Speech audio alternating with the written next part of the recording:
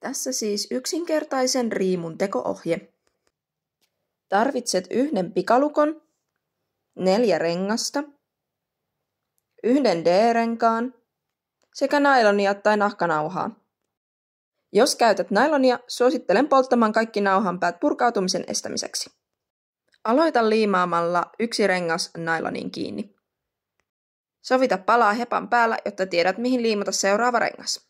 Palan tulisi näyttää tämän jälkeen tältä. Tehdään seuraavaksi niskahihna samalla tavalla. Kun niskahihna on liimattu, leikkaa sopivan kokoiset sivupalat.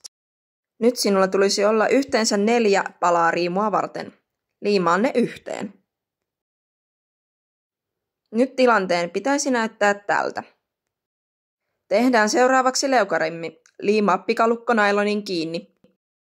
Mittaa leukaremmi oikean pituiseksi. Liimaa leukaremmi kiinni. Mittaa ja leikkaa turparemmin alaosa oikean mittaiseksi. Kun turparemmin alaosa on liimattu, tilanteen tulisi näyttää tältä.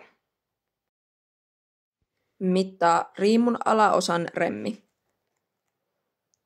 Kierrä se leukaremmin ympäri ja liimaa kiinni.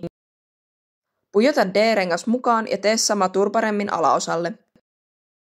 Nyt riimu on valmis ja sen tulisi näyttää tältä.